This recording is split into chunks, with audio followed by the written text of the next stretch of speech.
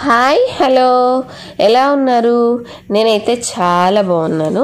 So ఈరోజు అయితే మా కియాన్ష్కి అక్షరాభ్యాసం చేశాము రీసెంట్గా. సో ఆ వీడియోని అయితే మీతో అయితే షేర్ చేసుకుంటూ ఉన్నాను. యాక్చువల్గా కియాన్ష్ ఎవరు నన్ను రెగ్యులర్గా ఫాలో అయ్యే వాళ్ళకైతే తెలిసే ఉంటుంది, కానీ కొత్తగా చూసే వాళ్ళు ఉంటారు కదా, వాళ్ళ కోసం చెప్తున్నాను. కియాన్ష్ వచ్చి మా చెల్లెలు వాళ్ళ బాబు అనమాట. ఇంతకుముందు వీడియోస్ కియాన్ష్ బర్త్డే వీడియో షేర్ చేస్తున్నాను, పుట్టింటికి వీడియో షేర్ చేస్తున్నాను. ఎవరైనా చూడకపోతే డిస్క్రిప్షన్లో లింక్ ఇస్తాను, అవి కూడా చూసేయండి. సో ఈరోజైతే కియాన్ష్కి అక్షరాభ్యాసం చేశామన్నమాట. సో నెల్లూరులో మూలాపేటలో మూలస్థానేశ్వర స్వామి టెంపుల్లో ఇలాగ సరస్వతీదేవి కూడా ఉంటారు.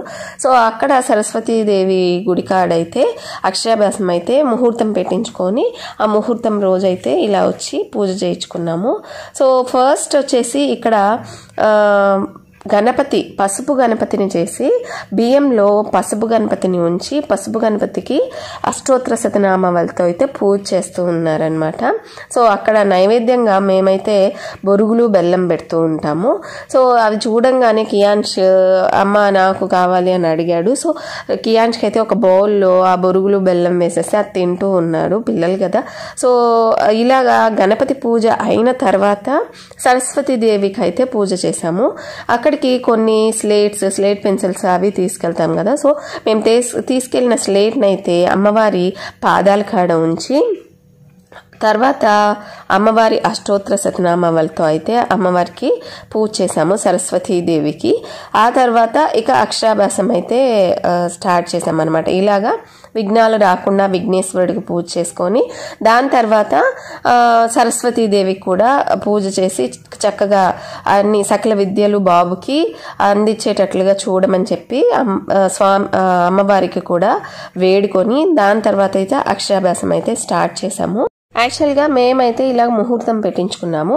సో ఇలాగ ముహూర్తము అవేం లేకుండా అవసరం లేకుండా దాంతో పని లేకుండా మనం ఏం చేయొచ్చు అంటే నవరాత్రులలో మూల నక్షత్రము తర్వాత వసంత పంచమి రోజు మాఘమాసంలో వసంత పంచమి రోజు అయితే ఇక ముహూర్తంతో పని లేకుండా అందరు పిల్లలు అక్షరాభ్యాసం చేసుకోవచ్చు. పూర్వం అయితే 5వ సంవత్సరం 5వ నెల 5వ రోజు చేసేవాళ్ళంట, కానీ ఇప్పట్లో అది ఎవరు ఫాలో అవ్వట్లేదు, 3rd ఇయర్లోనే చేస్తున్నారు కదా అందరూ.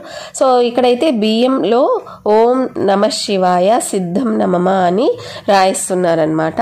బియ్యాన్ని 3 భాగాలుగా చేసి 3 భాగాలలో ఓం నమ శివాయ అని స్వామివారు అయితే రాశారు.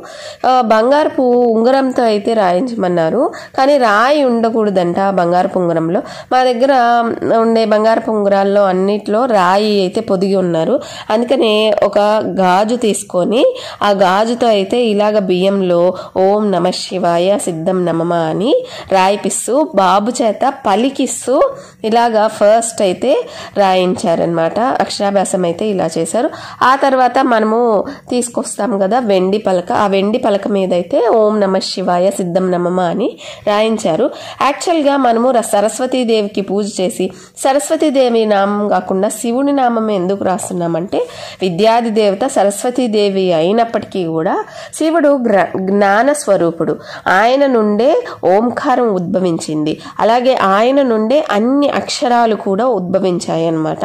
అందుకని ఎప్పుడు కూడా మనము అక్షరాభ్యాసంలో సరస్వతీదేవికి పూజ చేసుకున్నప్పటికీ కూడా రాయించడం మాత్రం ఓం నమ శివాయని శివనామాన్ని ఆ పంచాక్షరి మంత్రాన్నే మనమైతే పిల్లల చేత రాయిస్తూ ఉంటాము. కియాన్ష్ అయితే గీతు హోంవర్క్ చేస్తూ ఉండేటప్పుడు కొంచెం ఎలా చేయాలి, ఎలా పెన్సిల్ పట్టుకోవాలి అండ్ అలాగే గీతు పక్కన కూర్చొని కొంచెం కలర్ పెన్సిల్స్ అవి తీసుకొని కొంచెం ఏదో ఒక బుక్లో అలా రాయడము అలా కొంచెం అలవాటు అనమాట కియాన్ష్కి. కాబట్టి స్లేట్ చూడంగానే స్లేట్ పెన్సిల్ వాళ్ళ డాడీని కూడా పట్టుకోవద్దు నేను రాస్తాను అన్నట్లుగా తీసుకుంటున్నాడు. ఎలాగో చిన్నగా నచ్చజెప్పి ఆ అక్షరాల మీదే రుద్దించామన్నమాట.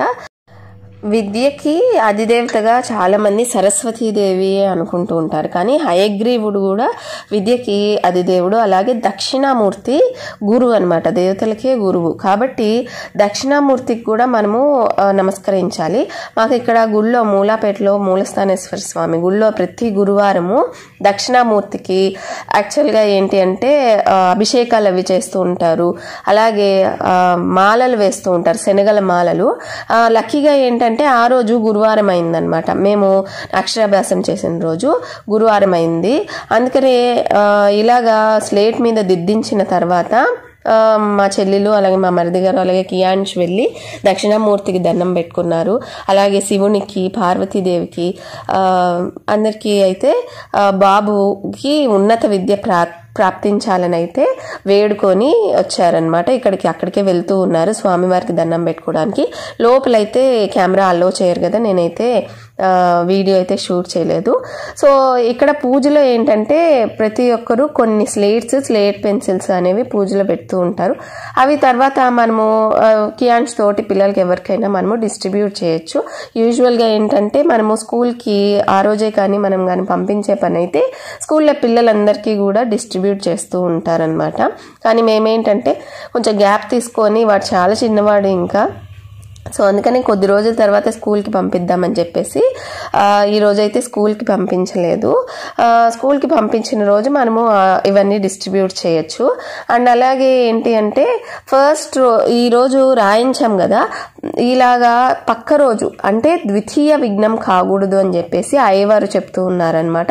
రెండవ రోజు కూడా మర్చిపోకుండా బాబు చేత అదే పలక మీద అలాగే రాయించమని కూడా చెప్పారనమాట. ఏదైనా పని మనము కార్యం ఏదైనా మొదలు పెట్టినప్పుడు రెండవ రోజు ఆటంకం రాకుండా చూసుకోవాలన్నమాట. అంటే ద్వితీయ విఘ్నం కలగకుండా చూసుకోవాలి. అందుకనే స్వామివారైతే అలాగే చెప్పారనమాట. సో ఇదంతా అయిన తర్వాత కియాన్స్ అయితే అందరి దగ్గర, పెద్దల దగ్గర, అయ్యవారి దగ్గర ఆశీర్వాదాలు అయితే తీసుకుంటూ ఉన్నాడు. యూజువల్గా కియాన్స్ అయితే అంత కుదురుగా ఉండడు, కొంచెం క్రాంకీగానే బిహేవ్ చేస్తూ ఉంటాడు.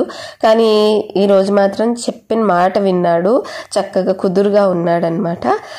అంతా అయిపోయిన తర్వాత ఇలాగా వాడికి ఒక బ్యాగ్ అలాగే ఒక బాటిల్ వేసి అయితే ఇలాగైతే పిక్స్ తీసుకున్నాము.